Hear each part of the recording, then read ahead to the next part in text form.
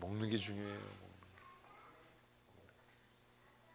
집 모임하라고 그러니까 무슨 뭐 성경 열심히 가르치고 그리고 뭐 헤어져요.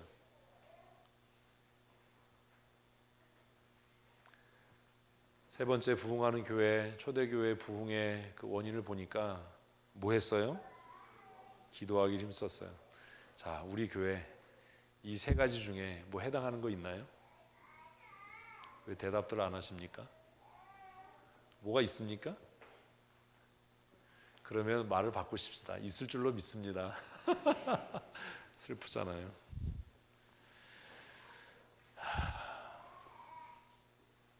바쁜 시대 살지요. 분주하게 삽니다.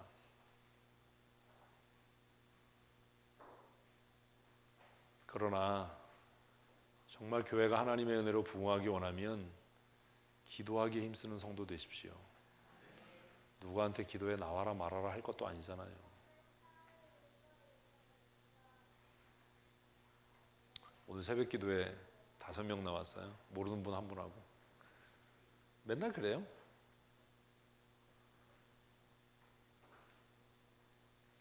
새벽 기도하기 힘든 시대를 살아갑니다. 맞아요.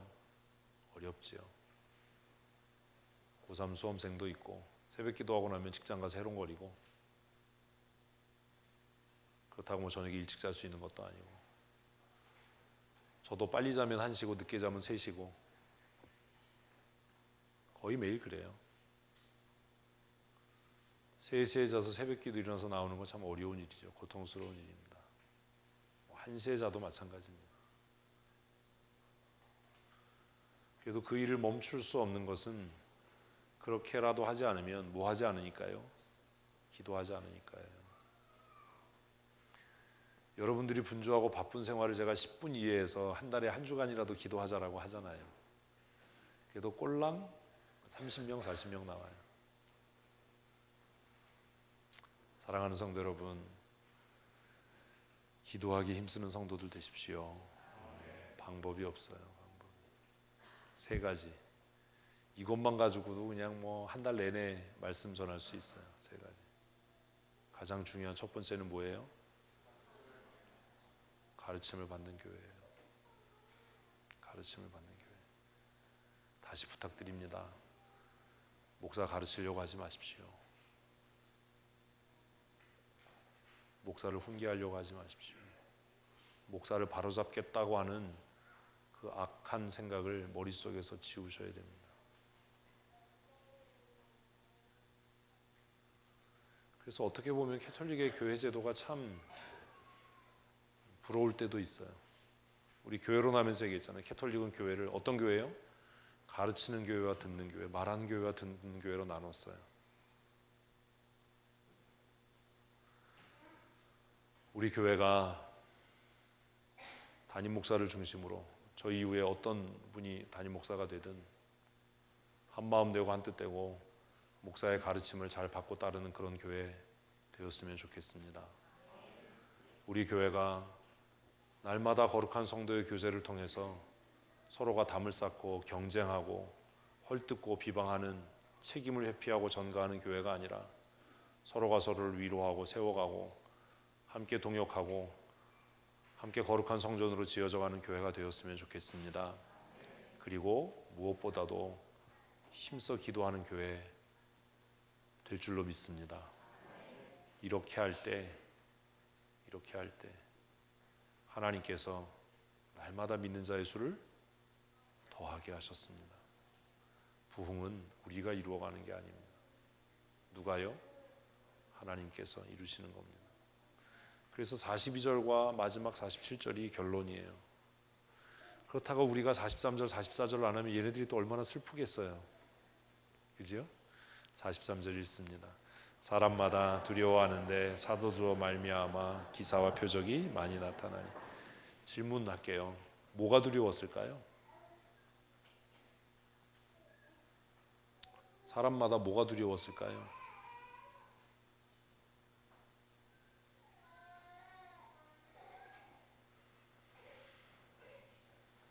뭐가 두려웠을까요?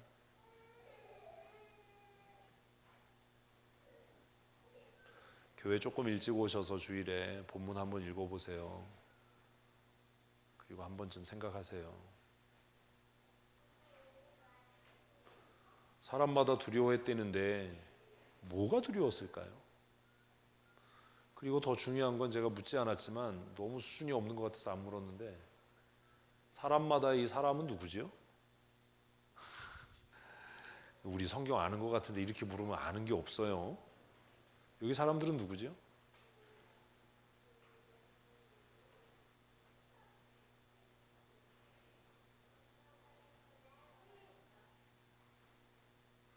이 사람들은 누구고 그들은 뭘 두려워했죠?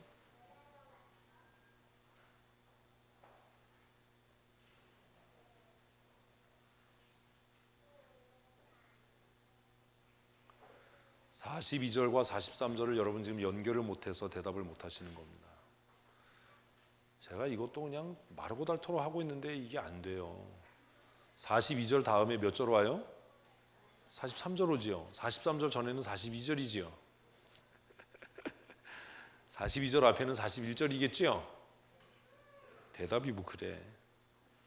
그러면 사람들은 누구예요? 3,000명이겠지요. 이해 안 되십니까? 3,000명이겠죠. 그 나라에 믿는 자의 수가 3,000이나 더하더라. 몇 절? 41절. 그리고 42절에 그들이, 그치요? 그들이 누가요? 그 회개하고 예수 믿은 3,000명의 사람들이 사도들의 가르침을 받았어요.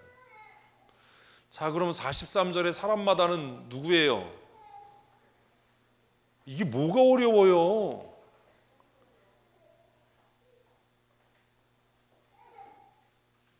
그 사람들이겠지요. 뭐가 두려웠어요? 41, 2, 3절이 지금 연결이 안 되는 거예요. 여전히 머릿속에서.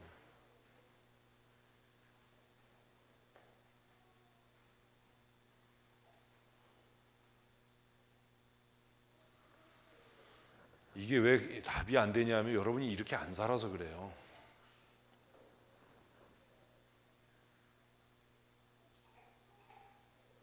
정성택 집사님 뭐가 두려웠을 것 같아? 왜 날 시켜? 오늘 시킬 집사가 둘밖에 없다.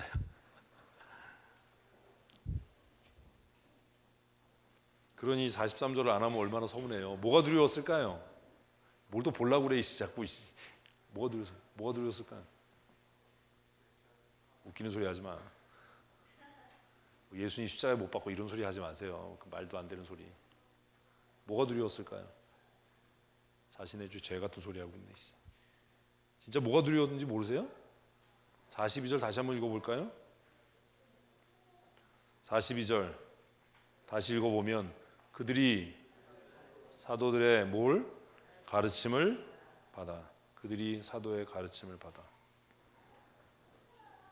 뭐가 두려웠을까요? 왜 자꾸 죄가 나와? 뭐가 두려웠을까? 자신의 없음? 뭐가 두려웠다고? 그치, 민철이는 이게 힘드니까 얘기를 하잖아. 이제까지 자신들은 유대교에 속해서 유대 전통을 따라 살았어요.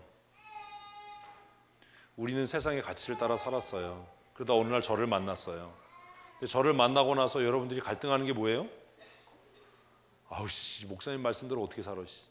저게 답인 것 같은 저렇게 살면 망할 것 같아. 그러니까 안 돼. 여러분은 안 두려워요. 왜? 뭐 하지 않으니까? 순종하지 않으니까. 근데 이 사람들은 사도들의 가르침을 받아서 그 가르침대로 살기 시작했어요. 그러니까 뭐 한 거예요? 두려워진 거예요. 우리가 사도들의 가르침을 받아서 유대교에서부터 나와서 예수를 메시아로 고백하고 새로운 윤리, 새로운 가치, 새로운 세계관을 따라 살아가는데 이것으로 인해서 환난과 핍박과 고난이, 불이익이 다가오면 어떻게 하나? 그런 두려움이 그들에게 있었던 겁니다. 이거 왜 답을 못하는지 아십니까? 얘기했잖아요. 제가 이대로 안 살거든요. 우리는 목사님이니까 저렇게 얘기하는 거야. 목사님이 직장생활 안 해봤으니까 그러는 거야. 사회는 안 그래, 세상은 안 그래. 죄송한데 저도 직장생활 해봤어요. 세상은 세상에 룰이 있어, 세상에 법칙이 있어. 세상에서 승리하고 성공하고 출세하고 이러려면 그 룰을, 그 법칙을 따라야 돼. 성경대로 그거는 교회 안에서 하는 얘기고. 그런데 그런 상황 속에서 내가 이제 뭘 따라? 뭘 따라? 사도의 가르침을 따라 내가 살아갈 거야 라고 결심하면서도 그걸 실천해 가는 과정에서 뭐가요? 두려움이 생기는 겁니다. 따돌림 당할 것 같고, 손해봐야 될 것 같고, 잘못하면 공회에 끌려가야 될 것 같고, 가족들과의 갈등 염려되고. 우리는 그런 염려가 없다고요. 왜? 그렇게 안 살거든요. 교회선 들어도 직장에선 직장의 법을 따라 살고, 교회선 들어도 아이들 가르칠 때는 세상의 방법을 따라 가르치고. 그러니까 교회 밖에서 두려운 게 아니라 그런 사람들은 교회 안에서 두려워요. 왜? 자신의 순종하지 않음과 자신의 신실하지 아니함이 드러날까 봐. 그래서 그 사람들이 교회 안에서 내가 순종하지 못하고 내가 헌신하지 못하는 이유를 계속 말을 만들어요. 나는 이래서 순종할 수 없어, 나는 이래서 헌신할 수 없어, 내 상황이 이래, 나는 이래 라는 이야기를 계속 만들어요. 그게 우리와 초대교회의 다른 점이에요. 그런데 그들이 그 두려움을 이길 수 있었던 이유가 뭐지요? 사도들의 삶을 통해서 그 말씀이 어떻게 되는, 이루어지는. 지난주 금요기도에 제가 얘기했잖아요. 기독교는 말씀이 뭐가 되는, 실제가 되는 종교다. 말이 말로 끝나는 종교가 아니라 공허하고 무질서에 있던 허공을 향해서 하나님이 빛이 있으라라고 말씀하시니까 그것이 뭐가 되더라? 실제가 되더라. 그게 기독교다. 근데 오늘 예수 믿는 사람들의 말이 얼마나 공허하냐고요.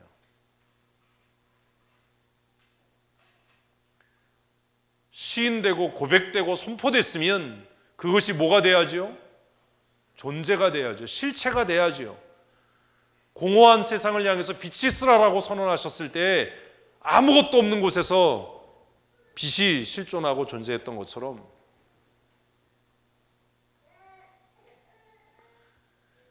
유대교에서 벗어나서 사도들의 가르침을 받아 살려고 하는 사람들의 마음속에 두려움과 염려와 근심이 있었지만, 사도들이 선포하는 말씀을 통해서 그 말씀이 능력으로 나타나고 그 말씀이 실제가 되었다라는 것을 뭐라고 썼다고요? 기사와 표적이 많이 나타났다. 기사와 표적은 언제 나타나요? 우리가 순종할 때예요. 우리가 순종할 때. 왜 우리 교회에서 기사와 표적이 안 나타나요? 여전히 변명하고 핑계하고 이유를 달고 토를 달고 불순종하기 때문이에요. 불순종하는 사람의 입장도 이해해 주세요. 이해해 주긴 개뿔 뭘 이해해 줘요 그거를. 그 사람도 그럴만 하잖아요. 그럴만 하죠. 예수 안 믿는 사람이죠 그 사람은. 뭘 얘기를 들어줍니까?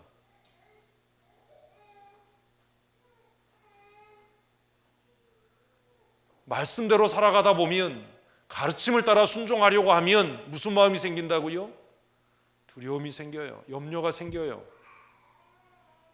그러나 염려하고 두려워하지 마십시오. 하나님의 말씀에 능력이 있습니다. 그 말씀이 성취될 겁니다. 그러나 그 말씀이 성취되는 날, 그 말씀에 순종했던 사람들은 영광과 존귀함의 자리에 이를 테지만, 의심하고 불순종하고 불평하고 의욕을 가졌던 사람들은 부끄러움과 수치의 자리에 머물게 될 겁니다. 아무리 자신의 입장을 변명하고 아무리 자신의 불순종의 원인을 핑계하고 변명해도 결국 무능하고 무가치하고 수치스럽게 될 겁니다. 부흥하는 교회에 패턴이 있었습니다. 그들이 말씀대로 살기로 했을 때 두렵지 않았던 것이 아닙니다. 그들도 우리처럼 두려웠고 그들도 우리처럼 떨렸습니다. 그러나 그들이 말씀을 의지하고 살아갈 때 말씀이 뭐가 되는, 삶이 되는 은혜를 경험했던 것이지요. 그러면 그 말씀이 어떻게 삶이 됐는가? 그것에 대한 실제 고백이 44절과 45절입니다. 같이 읽습니다. 믿는 사람이 다 함께 있어 모든 물건을 서로 통용하고 또 재산과 소유를 팔아 각 사람의 필요를 따라 나눠주며. 지금 이렇게 할 사람이 어디냐고요. 여러분 이렇게 할 각오가 돼 있습니까? 몇 푼 안 되는 거 굳이 하는데도 무슨 뭐 별별 소리를 다 해야 됩니다. 그렇게 계속 해주면 무슨 도덕적인 해이가 일어나고 무슨 뭐. 제가 우리 교회에서 정말 경악할 만한 이야기를 들었던 것 중에 하나가 이게 그냥 해마다 계속 반복돼서 그냥 하도 그러니까 아주 제가 진짜 우리끼리니까 선교사님 그 비자 비용 내는데 선교사한테 차용증 받자고 그러더라고요. 난 뒤로 까무러치는 줄 알았어요. 우리 교회가 이것밖에 안 되나.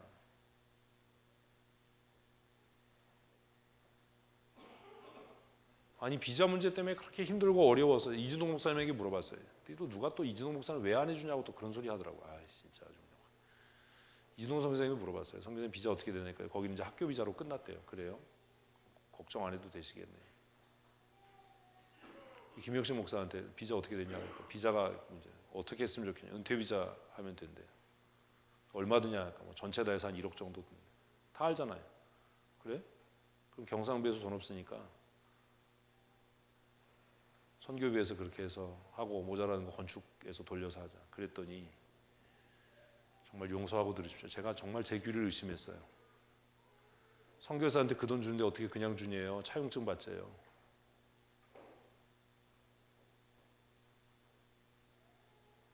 제가 20대 전도사 같았으면 불러서 팼을 거예요.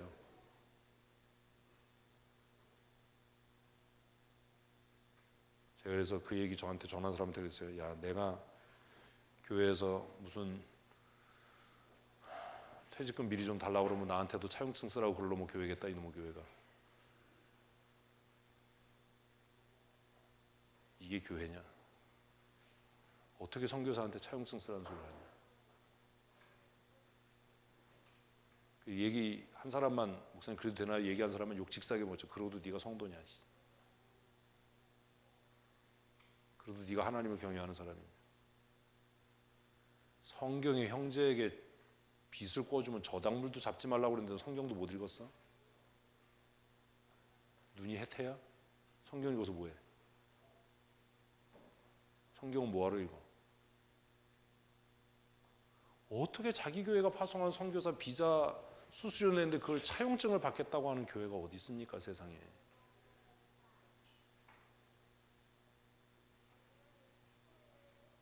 안 창피하십니까? 저는 그날 정말 애들 말로 쪽팔려가지고 내가 목사인 게 진짜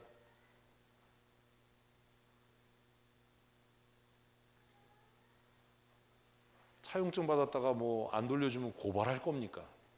어떻게 받을 겁니까 그거?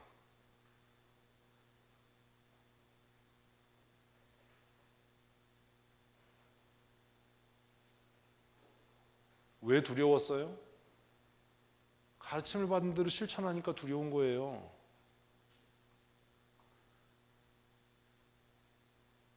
제가 집사들한테 그랬어요. 교회 건축하자고 하도 보채고 그랬어요. 니네들 집 팔 각오 돼 있지 않으면 하지 마라. 무슨 교회 땅 저 땅 잡혀도 건축한다는 소리를 하냐? 창피하지도 않냐? 그런 소리 하는 게. 그들이 두려웠던 이유가 뭐예요? 새로운 법칙, 새로운 윤리, 새로운 도덕, 하나님이 정하신 법을 따라 살려니까 마음속에 뭐가 들어와요? 두려움이 들어오지요. 몇 장 지나면 아나니아와 삽비라 만날 겁니다.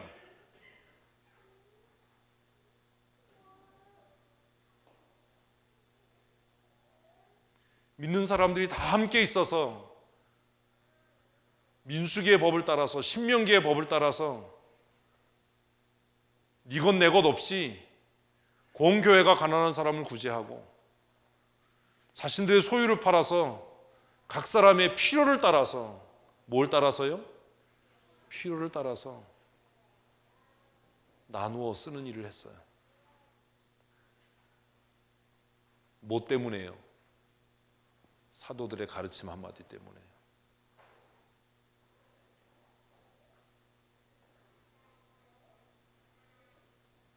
이런 각오가 돼 있지 않으면 부흥은 없습니다. 목사님 제가 충성합니다. 제가 신실합니다. 교회가 이게 사역의 방향입니다라고 얘기했을 때 앞장서는 사람이 신실한 사람이에요. 말하는 사람이 신실한 사람이 아니라.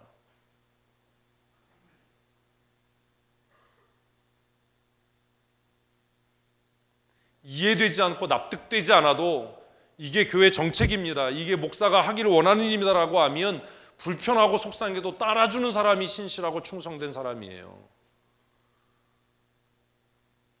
제가 우리 집사님들하고 바이크 탄다고 할 때 제가 얼마나 많이 비난받았는데요. 카톡으로 별별 소리를 다 해대고, 한 사람도 목사님 잘 생각하셨습니다, 밖에서 놀지 않고 집사님들이랑 노니까 참 훌륭하십니다, 그렇게 해서라도 우리 집사들 잘 훈련하시고 이렇게 해주셨으면 좋겠어요. 이런 사람이 하나도 없었어요. 그런데 여러분 보십시오. 몇 년 지난 지금 우리 교회에서 든든하게 일하는 사람들이 누구죠? 제가 어려운 일 있으면 마음 터놓고 상의하고 제 마음속에 힘든 부분을 마음 놓고 얘기할 수 있는 사람이 누구죠?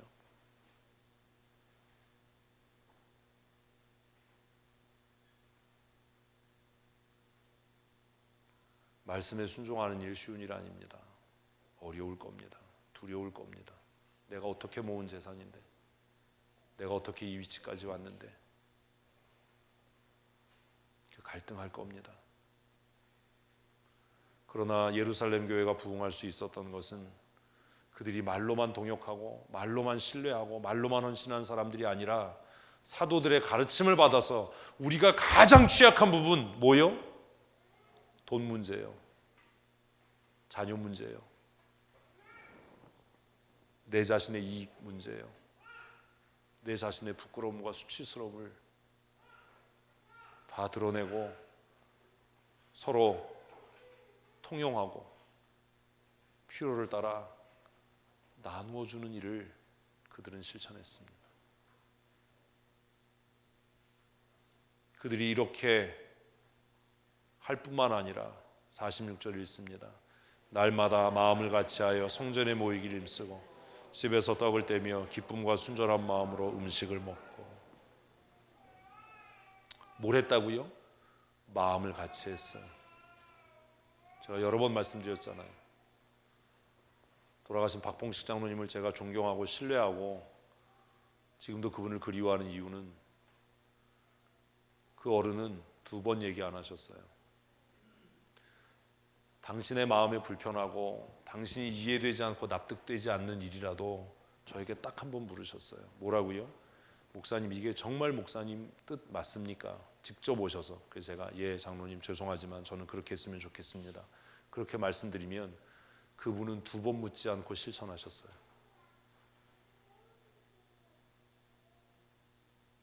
그러니 제가 어떻게 그분을 존경하지 않습니까? 그러니 제가 어떻게 그분을 신뢰하지 않을 수 있습니까?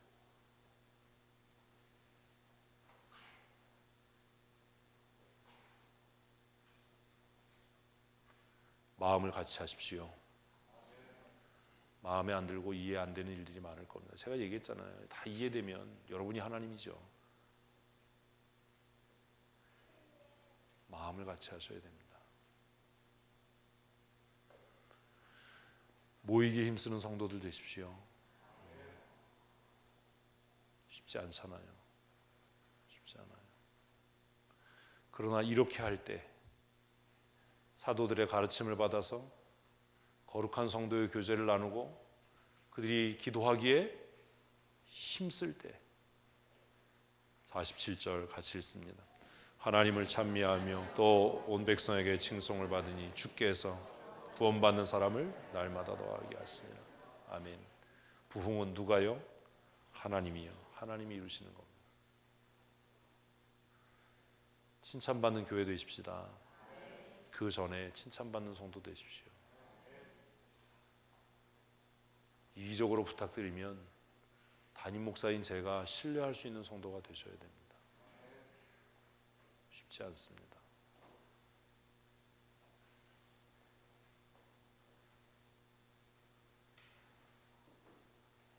어제 신방하면서도 잠깐 얘기했는데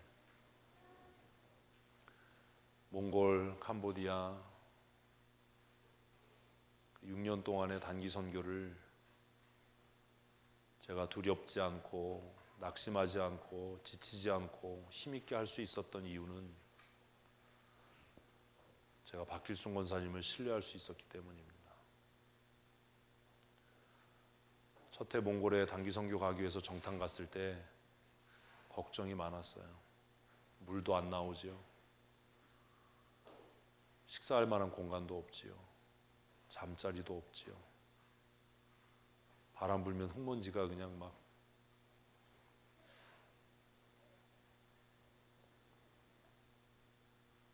단기팀을 이끌고 몽골에 도착했을 때 박길순 권사님이 저에게 그렇게 얘기하셔서 목사님 걱정하지 마십시오. 먹고 주방에서 음식하는 것 제가 책임지고 알아서 할 테니까 목사님 여기에 신경 쓰지 마십시오. 어떻게 신경을 안 씁니까? 그 이후로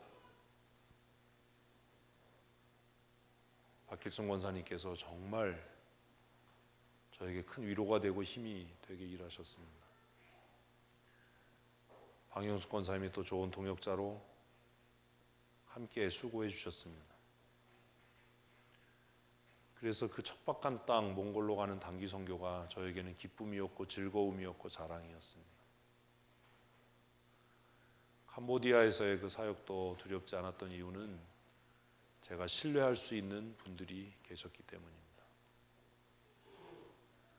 지금 돌아 생각해 봅니다. 아, 그때가 참 행복한 목회를 했구나. 근데 그렇게 생각하면 지금이 슬프잖아요. 그죠?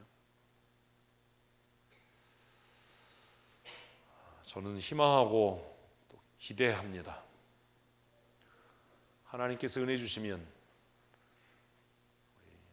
방영숙 권사님, 박길순 권사님, 돌아가신 박봉식 장로님을 뛰어넘는 더 신실한 하나님의 사람들이 세워질 줄로 믿습니다. 제가 처음 우리 교회 부임해서 여러분 옛날 예배당 아시잖아요. 그 예배당 헐어버리고 리모델링을 할 수 있었던 것은 제가 박봉식 장로님을 신뢰할 수 있었기 때문입니다. 첫 예배를 마치고 은퇴하신 박 장로님께 말씀드렸습니다. 장로님, 예배당이 너무 어둡고 너무 비좁아서 예배당을 좀 리모델링 해야 될 것 같습니다. 목사님 어떻게 하시길 원합니까? 양쪽에 있는 방을 다 털어버리고 강단을 좀 낮췄으면 좋겠습니다. 강단을 좀 넓게 썼으면 좋겠습니다. 강단이 거룩한 곳이 아니니까 누구든지 올라와서 찬송하고 기도할 수 있었으면 좋겠습니다. 그랬더니 그 장로님이 뭐라고 그러셨는지 아세요? 예산이 얼마 듭니다. 뭐 이런 얘기 안 하셨어요. 돈 어떻게 마련합니까? 이런 얘기 안 하셨어요. 목사님 그러면 내일부터 합시다. 그래서 주일 지난 월요일부터 사람 안 부르고 저도 햄머 들고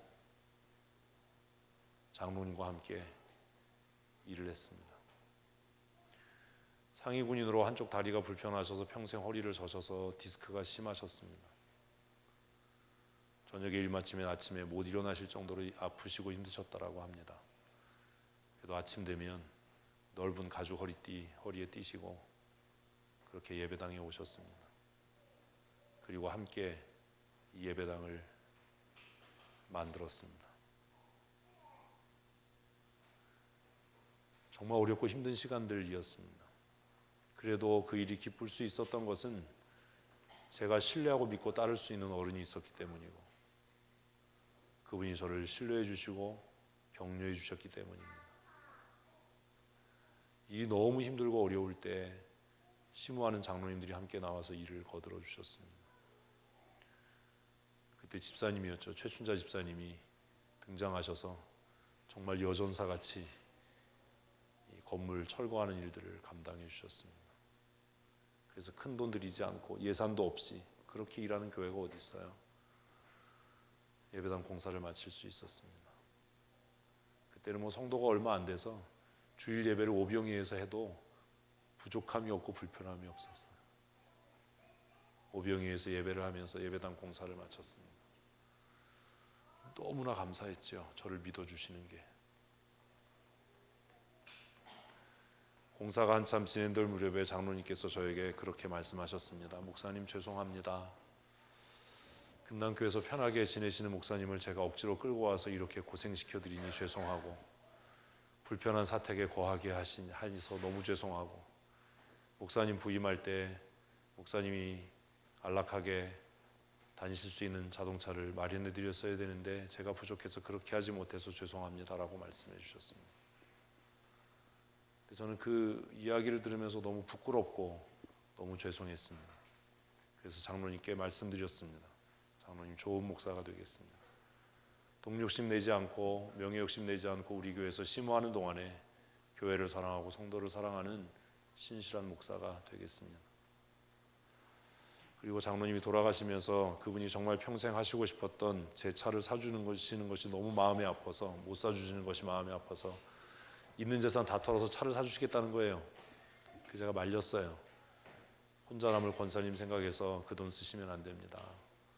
그랬더니 장로님께서 그래도 꼭 차를 사주고 싶다고 그러셔서 제가 제안을 했어요. 장로님 타시던 프린스를 저를 주십시오.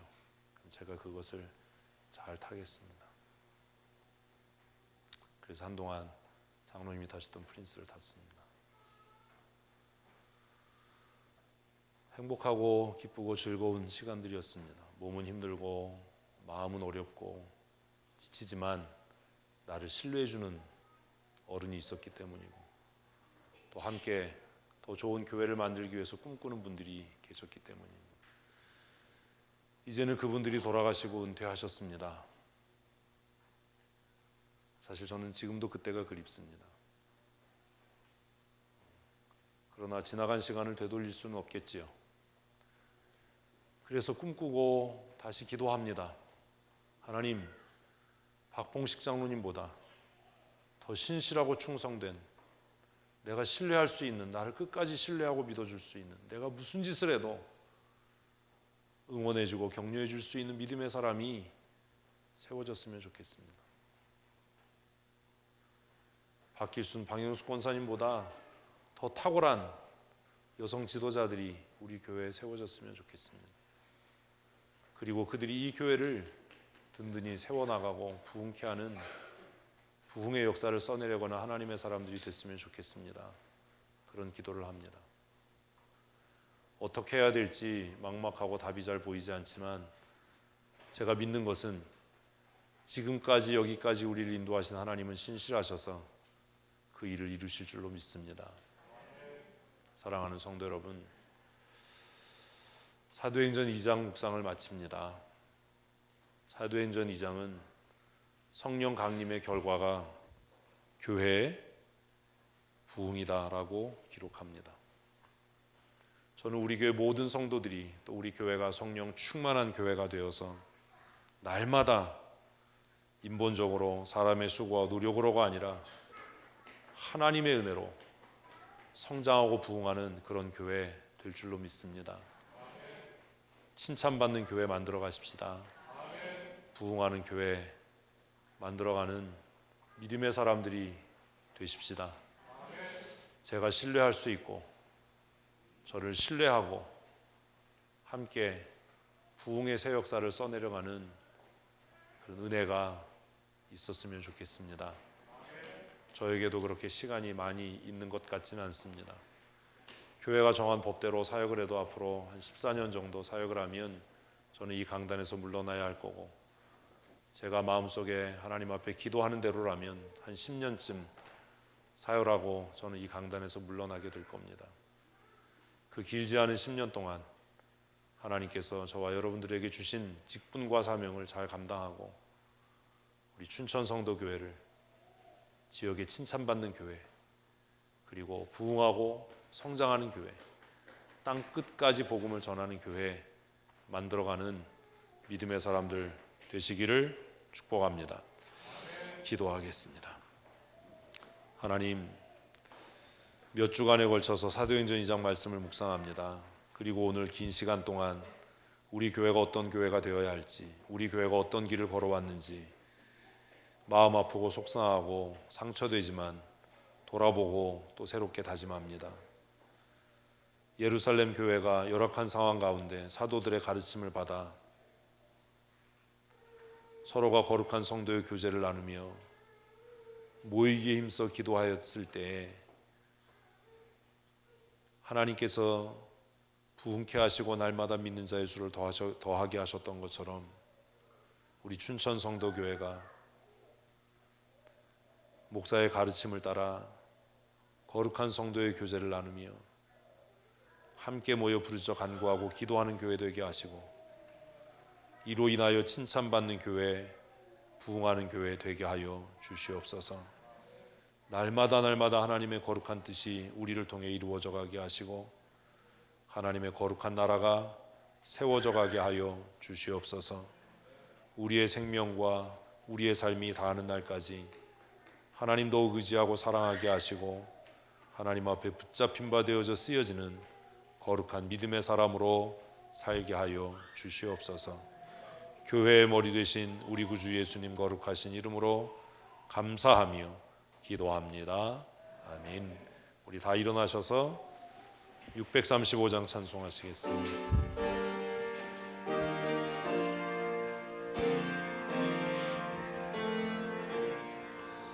하늘에 계신 아버지 이름